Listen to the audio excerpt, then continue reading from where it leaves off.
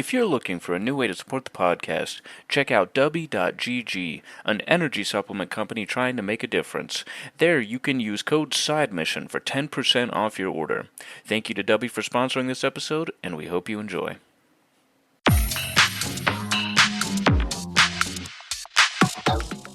Welcome into the newest episode of Side Mission. I, like always, am your host, Rusty Ellis, joined by just one of the boys, Matt Beck. And today, Matt, we're talking about a game that I think you and I were both pleasantly surprised by. We are talking about Star Wars Outlaws, a game that I don't know that either of us were really excited for this game. I think that the lead up to it, there was a lot of negative energy around this game. A fair amount of it, I think, deserved. I think a lot of people are fatigued on Star Wars, particularly with the crash and burn that was The Acolyte on Disney+. But there's a lot of things that this game does really well that we're going to highlight in this episode. It's not a perfect game by any means. Not a perfect game. Very few are.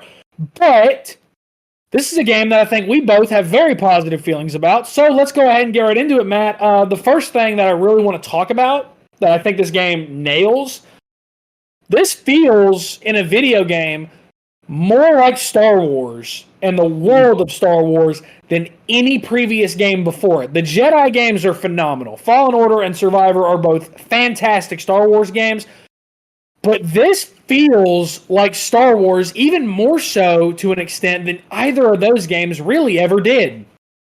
Yeah, I'm actually very glad that you said that, because throughout my whole, my playtime with this game, that's literally what kept crossing my mind, is how this was like the most Star Wars feeling game that I played. And that's not to say that the Jedi games they don't feel like Star Wars. They absolutely do. But, the majority of the time in Star Wars games, we play, we're playing like Jedi. We're using a lightsaber. It crossed my mind one of these days where I was just like, I would love to have a Star Wars game where we're just kind of like a regular person. We don't have like force powers. We just are basically like, we're smugglers. We're we're like Han Solo kind of, and that's exactly what they did with this game. Like Kay Vess is a lot like that. She is a working around the clock, doing jobs for people just to make some credits to survive in this world with her little buddy Nix. And I think that is one of those things where this game really hit for me. It's just how simple it is in some ways. It's not overly convoluted. I believe I said that right. Convoluted? Convoluted. Yeah, it's just it's perfect to me, and that was the direction that they went in, and the plot to this game is really good. Actually, I was really surprised. Like, by the time I got to the end, there were so many twists that I did not see coming. And they really nailed it. And obviously, this game is done by Ubisoft, so you know what to expect. Giant open worlds that are, filled to the brim with stuff to find, like chests, crafting pieces to make upgrades for your, your speeder, the ship that you'll eventually acquire, and your blaster.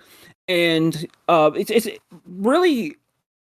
It really works honestly with the type of game that this is. And I had moments where I just wanted to take a break because I just felt like I was doing the same thing over and over. But once you really get into it and you start finding your place in which syndicate factions that you want to work with, you start getting you can start getting different quest lines from them. They really did a fantastic job with that.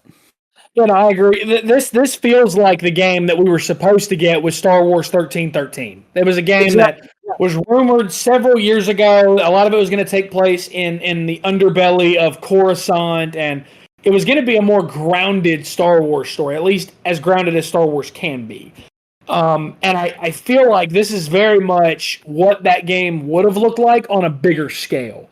I think that when you're walking around the different planets, the different environments, the different cities that you go to, you can't help but feel like, man, this is Star Wars. And that's even taking into account that the game opens in Canto Bight, which is one of the worst things in one of the worst Star Wars movies ever, The Last Jedi. It's home to one of the worst plots in all of Star Wars. Rian Johnson, thank you for killing the sequel trilogy. But I know. Here's the thing. I know full well that when I make that statement, I know who's going to be messaging me telling me that I'm wrong about The Last Jedi. I make that statement knowing who I'm going to be irking. So I don't care because I'm right, but it's the main reason why I'm confident in saying that. And a lot of Star Wars fans, I would say a majority of Star Wars fans, feel the same way. So, that being said, that little tangent aside, the environments are so well crafted, and I love that. The open areas are a little bare, and they could have used, I think, a little bit more to work with in those areas, but I don't think it really detracts from the game all that much, because when you think about it, when you think about Star Wars, think about Tatooine, right? What is Tatooine? It's barren, empty desert. That's what it is. Well, I mean, I'm talking on a grander Star Wars scale. I'm not talking about specific, like when you think about like some of the bigger planets, like think about the last planet they go to in The Last Jedi. What is that planet? It's primarily salt fields. It's primarily empty fields with next to nothing in them. So for me, empty fields don't really detract from this game because more or less that's what a lot of these planets are, to be fair. A lot of these planets are empty fields with not a lot in them. So I do think as well the level design, specifically a lot of the Imperial sections, man, it feels like you are in the heart of the original trilogy. Yeah. Like you are in the age where the Empire is the dominant force in the galaxy. And I love that. It feels like if you get into a firefight, your chances of success are negligent. Like you're not gonna get out of a firefight and win more often than not in this game. In the Imperial sections, it feels very accurate to Star Wars. You see how with the Star Wars property, we're praising it for being accurate to the lore and what Star Wars is. Acolyte. That's the last bit of shade that I'm going to throw. I promise. It's the last bit of shade I'm going to throw. At least I hope. But I think that that's such a massive strong point in this game is the environment, is the level design, is the atmosphere that this game provides. I love that. The music. Yeah, the music as well. Like the soundtrack is phenomenal. The score is phenomenal as well. I do want to say that one thing that I think is a fair complaint about this game, and I know that we all probably know people that have struggled to get through this part of the game early on. The tutorial is very, very slow, and it doesn't explain a lot, in my opinion. I think that you probably feel the same way, Matt. If you're one of those that you played the tutorial and you said the game isn't for you, I hate it because the main game itself is really good. It's worth playing. It's worth your time. But the tutorial is kind of a slog, and I think, Matt, we both agree on that. Yeah, there's one thing, and I'm glad that Ubisoft addressed this with the patch.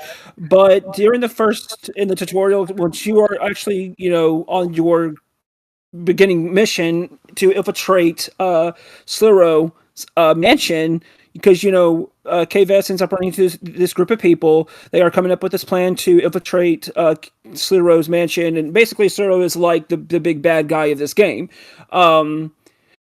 When you are going to the mansion, if you get caught, and let's just say you will get caught because the AI sometimes feels like they cheat. Thank God for Nyx. I will give credit to Ubisoft for that. Nyx is probably my favorite part of this game. Just being able to use him to distract the enemies or to attack the enemies, which gives you a chance to come up them and take them out without, getting caught. He's also able to acquire different items around the area, like just stuff for crafting. So Nyx was, like I said, my favorite part in this game was Nyx. Like I want to see like that type of gameplay used more often. But if you get caught, I remember that I would literally have to get sent all the way back to the very beginning of the mission, and you could probably be about 20-25 minutes into the mission. But if you're caught, and you'll run into this a lot, missions that literally tell you do not get caught frustrate the hell out of me. Yeah. Just let me blast my way into this mansion where I'm going. If I get caught, I get caught. Just let me be able to, prevent myself from having to start back all the way like 20-25 minutes ago. That was in the tutorial area. So Yeah, that was one of the things that I really frustrated me. I feel like I said, I feel like that the AI cheats. I feel like I'm I'm hidden in the grass, but somehow I'm spotted, or I'll do a takedown from the grass, and I get spotted from like quite a few feet away. I was like, bro, how did you see me? Like that makes no sense. I Yeah. also would have preferred because if you struggle with the sections where you have to do where you have to do the little mini game Oh, the slicer, yeah. slicing, that's the word I was thinking of. Thank you. When you have to do the slicing, or when you have to enter the codes or whatever, and you're just sitting there just trying to figure it out, you could get caught. I would have preferred it if the game around you just kind of stood still, because that's really frustrating, because then it's like in big red letters, wanted, caught. I'm like, wow, okay. Like, then don't put such a frustrating little mini game in your game just for me to open a door. Yeah, I did think that some of the stealth AI was a little broken. That being said, I feel like it does go both ways. There are some instances where I'm like, how in the world did they not see me? Like, there are Right. some, where I'm like, good lord, like I'm right here out in the open. How do you not see me? Like, it's kind of immersion breaking that to avoid stormtroopers, you can activate a little fog area, a little fog grate, and you sit in that fog and they don't see you at all. And I'm like, really? But that being said, stormtroopers are some of the dumbest beings in the galaxy in Star Wars. So again, very lore accurate. Very, very lore accurate. So they are. The fact that they can hit you with their gun. I Now get shot by. that's true. That's true. That's not very lore accurate. They hit you, and they hit you with precise accuracy too. So that is very, very true. I do think the gunplay is very good as well. I think that in terms of a third person kind of a cover shooter, even though it's not really a cover shooter per se, I think that the mechanics work really well. I think that it's very satisfying to pull off headshots specifically. Like you get that red hit marker that you've gotten a headshot, and it feels awesome. It's such a great feeling when you land those, and you're able to land them pretty consistently too. So I think that works out in its favor as well. You mentioned this earlier. This is a mechanic in this game I really love. The faction system. The faction system is really good. Kind of picking which of these underworld factions you want to side with. You might have to betray one of them after helping one of them. It's this interesting tug of war dynamic between these factions that really has driven a lot of my playtime, and I really enjoyed that aspect of the game. Yeah, me too. Let's just say by the time that I got done beating the game, I was wanted for dead by the Pikes. I was in the Hutt's good graces, and there was another syndicate. I can't remember the name of it right now, but they're Crimson Dawn. No, Crimson Dawn. We were good for a little bit, but I went a different way. Yeah, I betrayed them very early on because I was like, I feel like they're going to throw me under the bus. Yeah, it's this more like alien humanoid syndicate from the planet Kajimi. They look like they have the head of insects. I can't remember, but they like work under a hive. It was really cool, honestly. That's who I ended up having the better relationship with. What's really cool is that like the map is littered with the syndicates. Like they have their own areas. And for example, if I go anywhere near the Pikes, I'm being chased by like 5 of them on speeders. Thank God for the adrenaline feature where you just kind of click in the thumbsticks or whatever, and you can basically blast up to a certain number of them. Very, very helpful, and it's also the only way that you can shoot on the speeder, which was kind of stupid. I would have preferred if I could just shoot on the speeder. But what I liked is like when you're building the relationships with the syndicates, obviously you're going to build one with one, the other one's not going to like it. And sometimes when you're doing a mission for one of those syndicates, you'll come across a partner in D5 and he'll have like a little conversation with you. He's like, so this faction, this syndicate is offering you more money to betray the one that you were originally doing the quest for. And that's just like those little moments right there really work, because you're like, okay, so my relationship with this syndicate isn't as good as this one. I can afford to hurt a relationship with the syndicate I'm closer to start building a better one with this other one. Like, for example, like the Pikes, which I don't know if there's any fixing that for me. Probably not. Honestly, I literally have their symbol in the top left corner, like it's GTA 5 stars on his screen. Jesus. It was really crazy. It's like if you don't fix it, if you also piss off the Empire and they start looking for you, then there's no running, baby. You got to do something. Which Yeah, they send death troopers after you. luckily that there are people in the Empire who will get rid of your wanted level. So that is a nice thing to have. I will tell you, there was a mission I did relatively early on where I didn't know where I was supposed to go. So I was like, maybe if I just clear out all the stormtroopers, I'll be fine. Every stormtrooper I killed, eventually, the voice was like, "This is now your highest priority target in the galaxy," and I was like, "Oh, good lord, I'm not escaping this." They start sending death troopers after you at some point. I'm like, where are these stormtroopers coming from? Like, there is a very finite amount of this base. I have seen a lot of this base. Where are they coming from? Good lord. So it very much does tell. Like, it tries to guide you towards playing a certain way, and it is the smart way to play. So I mean, I at least appreciate the game for nudging you in that direction. But there's a lot to like in this game. Again, like, and the traversal feels really good too. Like the speeder feels really good to control. I enjoyed, like, every time I've had to drive it, I've really enjoyed riding on the land speeder. I think that's really awesome. I think the space combat is really good. I mean, considering we haven't got there yet. Yes. we played Squadrons a couple years ago when it came out, and we didn't really enjoy it because it didn't feel like it was really that intuitive. It didn't feel like it controlled really well. And the space combat, it controls perfectly, it feels like. And I loved, again, every time I've gotten into space combat and playing this game, and I'm excited to get into more of it too. I haven't even finished it yet. I feel like it's going to be fun and I'm going to enjoy it, and it's not nearly as frustrating as Squadrons was. So that for me was another real high point. In terms of the criticism we haven't talked about yet, I do think that the performance of the game is pretty lacking. The game doesn't look great and it doesn't run amazingly. There's certainly a lot of pop-in. It's a very ambitious open world, and it's very clear that they're pushing the PS5 to its limit in terms of what it can do draw distance-wise. But I do feel like that is something they're going to have to address relatively soon, is the performance. It's not great. So if they fix that, I think that this game goes from being a borderline 8 to being an easy 8. But if you're one of those that, like, the performance has hurt what you've thought of the game, I get it. I think that that's pretty fair. Matt, what were some of your other critiques? Well, so during a lot of my time exploring, so, there's this trend that everything has to be yellow to handhold you to where to go. That is blatantly obvious here, especially when you are in, like, areas or Imperial bases where everything is practically gray and silver. But no, there are just these random little yellow markers that indicate this is where you jump to. Like, that is just... I feel like that this is always going to be a thing. We just got to get used to it.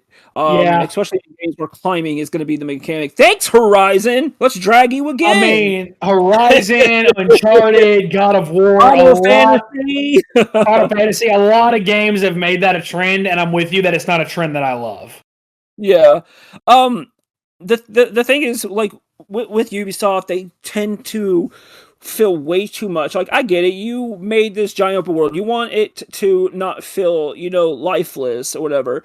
But, like, when you are doing, like, when you're stopping by, like, each location to, find a chest, because there's usually, like, these little small encampments that are sometimes run by the syndicates, and if they don't like you, then you might as well don't bother getting that chest. But it starts to get really repetitive as far as, like, the way that the encampments look. I mean, there's some really cool locations in here. I won't spoil anything because there's some really, really cool ones that, keep it fresh.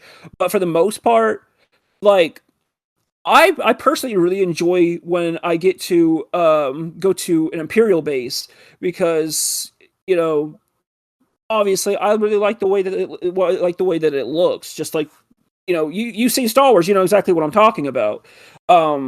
And you're traversing through great like vents.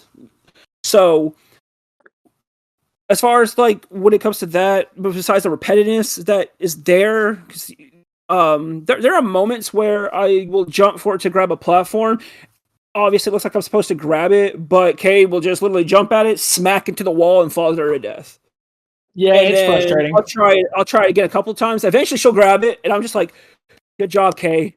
You did literally what you were programmed to do." So congratulations, you did the bare minimum.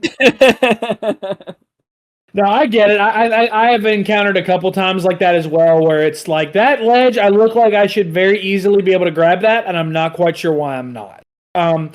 Again, none of these critiques really, in my opinion, none of them like ruin the game. I think that there's things that they need to clean up, especially if they do want to build off of this game, which I don't know if they do.